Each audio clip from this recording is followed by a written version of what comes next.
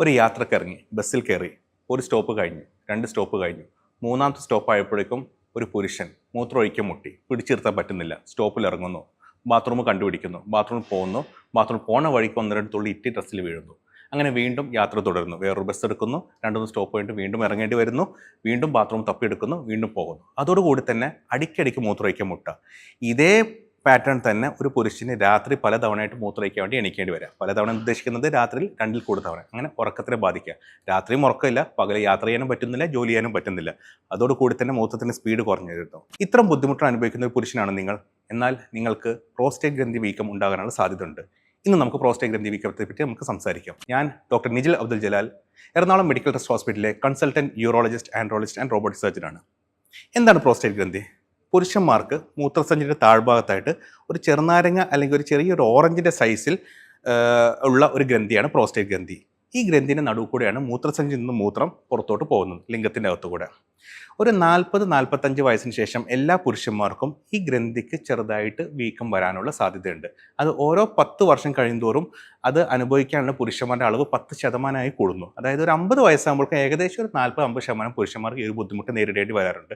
ഒരു 60 വയസ്സാകുമ്പോഴേക്കും ഒരു 60-70% പുരുഷന്മാർക്ക്, ഒരു 70 വയസ്സാകുമ്പോഴേക്കും ഒരു 80% പുരുഷന്മാർക്ക്, ഒരു 80 വയസ്സാകുമ്പോഴേക്കും 90-100% പുരുഷന്മാർക്ക് ഈ ഒരു ബുദ്ധിമുട്ട് നേരിടേണ്ട അവസ്ഥ വരാറുണ്ട്.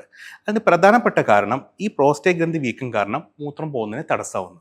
കുറേ നാൾ ആ തടസ്സം നിലനിന്ന് മൂത്രസഞ്ചിക്ക് ബലക്കുറവാണ്. അങ്ങനെ ബലക്കുറവ് വരുമ്പോഴേക്കും മൂത്രം പുറത്തോട്ട് വരാനായിട്ടുള്ള ബുദ്ധിമുട്ട് വരുന്നു.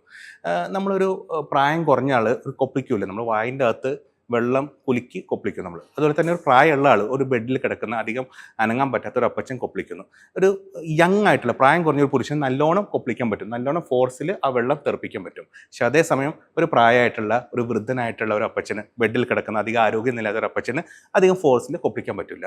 ഇതേപോലെ തന്നെയാണ് പ്രോസ്റ്റേറ്റ് ഗ്രന്ഥി വീക്കം വന്നിട്ടുണ്ടെങ്കിൽ മൂത്രസഞ്ചിക്ക് വരുന്ന മാറ്റങ്ങൾ. അതായത് മൂത്രസഞ്ചിൻ്റെ മസിലുകളുടെ ബലക്കുറവ് വരുന്നു. അങ്ങനെ ബലക്കുറവ് വരുമ്പോഴേക്കും മൂത്രം പുറത്തോട്ട് തള്ളാനായിട്ടുള്ള കപ്പാസിറ്റി കുറയുന്നു. അങ്ങനെ അടിക്കടിക്ക് മൂത്രമൊഴിക്കാൻ മുട്ടുന്നു, മൂത്രത്തിൻ്റെ സ്പീഡ് കുറഞ്ഞു വരുന്നു, മൂത്രം ഒഴിച്ച് കഴിഞ്ഞാലും ഇനിയും ബാക്കി മൂത്രമെന്ന് തോന്നൽ വരുന്നു. ഇതൊക്കെയാണ് പ്രായത്തിനോടനുബന്ധിച്ച് പ്രോസ്റ്റേറ്റ് ഗ്രന്ഥി വീക്കം കാരണം പുരുഷന്മാർ അനുഭവിക്കുന്ന പ്രധാനപ്പെട്ട മൂത്ര സംബന്ധമായിട്ടുള്ള ബുദ്ധിമുട്ടുകൾ. എന്തൊക്കെയാണ് നാം ചെയ്യേണ്ടത്? ഈ ബുദ്ധിമുട്ടിലായിട്ട് സാധാരണ നമ്മുടെ രോഗികൾ സമീപിക്കുന്നത് ഒരു യൂറോളജിസ്റ്റ്, അതായത് മൂത്രാശയ രോഗ വിദഗ്ധരെയാണ് സമീപിക്കാറുള്ളത്. മൂത്രാശയ രോഗ വിദഗ്ധർ അഥവാ യൂറോളജിസ്റ്റ് ഈ കാര്യങ്ങളൊക്കെ അന്വേഷിച്ച് പരിശോധിച്ചിട്ട് ചെയ്യുന്ന പ്രധാനപ്പെട്ട 3 ടെസ്റ്റുകളുണ്ട്. ഒന്ന് നമ്മുടെ വയറിൻ്റെ അൾട്രാസൗണ്ട് സ്കാൻ. ആ സ്കാൻ എടുക്കുമ്പോഴേക്കും ഈ ഗ്രന്ഥി വീക്കം എത്രത്തോളം ഉണ്ടെന്നോ മൂത്രം കംപ്ലീറ്റ് ആയിട്ട് ഒഴിഞ്ഞു പോകുന്നുണ്ടോ ഇല്ലെന്നുള്ളത് നമുക്കറിയാൻ പറ്റും. തുടർന്ന് എല്ലാ പുരുഷന്മാരും ഒരു 45 അല്ലെങ്കിൽ ഒരു 50 വയസ്സിന് ശേഷം ചെയ്യേണ്ട ഒരു പ്രധാനപ്പെട്ട ഒരു ബ്ലഡ് ടെസ്റ്റാണ് PSA അഥവാ പ്രോസ്റ്റേറ്റ് സ്പെസിഫിക് ആൻറ്റിജൻ. ഈ ഗ്രന്ഥിൻ്റെ അകത്ത് ഒളിഞ്ഞിരിക്കുന്ന അർബുദം പോലത്തുള്ള അസുഖങ്ങൾ ഉണ്ടാവാനുള്ള സാധ്യത ഉണ്ടോ ഇല്ലെന്നാണ് ഈ PSA ടെസ്റ്റ് ചെയ്തിട്ടുണ്ടെങ്കിൽ നമുക്ക് മനസ്സിലാവുന്നത്. PSA ടെസ്റ്റ് കൂടി എന്ന് പറയുമ്പോഴേക്കും അത് അർബുദമാവണമെന്നില്ല. അത് ചിലപ്പോൾ മൂത്രത്തടസ്സം കാരണമാകാം, അല്ലെങ്കിൽ മൂത്രത്തിൽ ഒരു അണുബാധ വന്നിട്ടുണ്ടെങ്കിൽ അത് കാരണം PSAൻ്റെ വാല്യൂ കൂടാം. ഇതോടുകൂടി തന്നെ നമ്മുടെ കിഡ്നിയുടെ ആരോഗ്യം എത്രത്തോളം ഉണ്ടെന്ന് അറിയാനായിട്ട് ക്രിയാറ്റിൻ എന്നുള്ള ബ്ലഡ് ടെസ്റ്റും പിന്നെ മൂത്രത്തിൽ പഴുപ്പുണ്ടോ ഇല്ലെന്ന് അറിയാനായിട്ട് മൂത്രത്തിൻ്റെ ടെസ്റ്റുകൾ.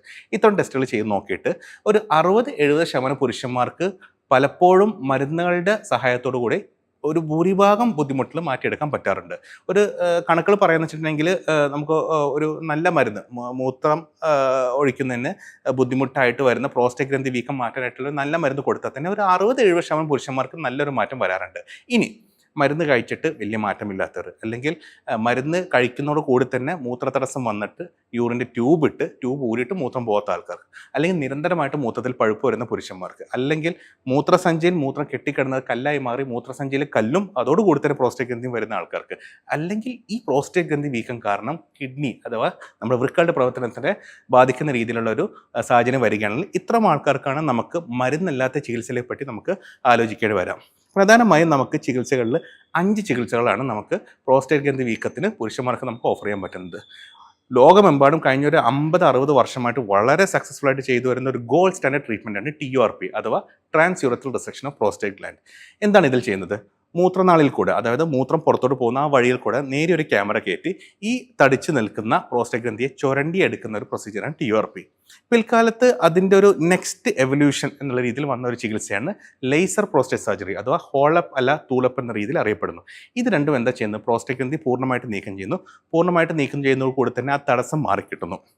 പക്ഷെ പലപ്പോഴും ഈ ചികിത്സ വളരെ നല്ല ചികിത്സയാണ്. എസ്പെഷ്യലി ഈ പറഞ്ഞ പോലെ മൂത്രത്തടസ്സം അനുഭവിക്കുന്ന പുരുഷന്മാർക്ക്, അല്ലെങ്കിൽ നിരന്തരമായിട്ട് മൂത്രപ്പഴുപ്പ് വരുന്ന പുരുഷന്മാർക്ക്, അല്ലെങ്കിൽ ഈ പറഞ്ഞ പോലെ കല്ലിൻ്റെ അസുഖം വരുന്ന പുരുഷന്മാർക്ക്, മൂത്രസഞ്ചിയിലെ കല്ലുകൾ വരുന്ന പുരുഷന്മാർക്ക്.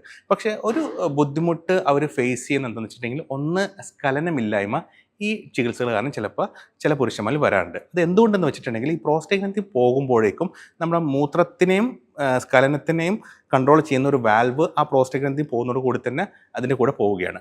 ആ പോകുന്നതിൻ്റെ ഭാഗമായിട്ട് ഈ സ്ഖലനം ഫ്രണ്ടിലോട്ട് പോകുന്നതിന് പകരം തിരിച്ച് ബാക്കിലോട്ട് പോകും സ്ഖലനത്തിൻ്റെ സമയത്ത്. അങ്ങനെ വരുമ്പോഴേക്കും സ്ഖലനമില്ലായ്മ അവർക്കൊരു ബുദ്ധിമുട്ടായി വരുന്നു. അതിനെ മറികടന്നിട്ടുള്ള സർജറി അല്ലാത്ത നൂതനമായിട്ടുള്ള ചികിത്സകൾ നമുക്കിപ്പോൾ ലഭ്യമാണ്. കഴിഞ്ഞൊരു 5 വർഷമായിട്ട് നമുക്ക് ലഭ്യമാണ്. അതിൽ പ്രധാനപ്പെട്ട ഒരു ചികിത്സയാണ് യൂറോ ലിഫ്റ്റ് എന്ന് പറയും. അതായത് വലിയ ഗ്രന്ഥിവീക്കമല്ലാത്ത, നമുക്ക് ഗ്രന്ഥിവീക്കം എന്ന് പറയുമ്പോഴേക്കും യൂറോളജിസ്റ്റിന് റിപ്പോർട്ടുകളും പിന്നെ എൻഡോസ്കോപ്പി ചെയ്ത് നോക്കിയിട്ട് മനസ്സിലാക്കാൻ പറ്റും സൈഡിലാണ് ഗ്രന്ഥിവീക്കം ഉള്ളത് അല്ലെങ്കിൽ നടുക്കാണ് ഗ്രന്ഥിവീക്കം ഉള്ളത്.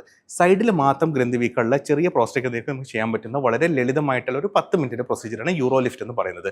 ക്ലിപ്പുകൾ ഉപയോഗിച്ചിട്ട് ഈ ഇരുവശത്തും തങ്ങി നിൽക്കുന്ന പ്രോസ്റ്റേറ്റ് ഗ്രന്ഥിനെ അകത്തി വെക്കുന്ന ചികിത്സയാണ് യൂറോ ലിഫ്റ്റ്. പിന്നെ വളരെ നൂതനമായിട്ടുള്ള ലഘുവായിട്ടുള്ള ശസ്ത്രക്രിയ അല്ലാത്തൊരു ശസ്ത്രക്രിയയാണ് റിസം വാട്ടർ വേപ്പർ തെറാപ്പി അഥവാ നീരാവി ചികിത്സ എന്ന് പറയും. ഇതിലെന്താ ചെയ്യുന്നത്?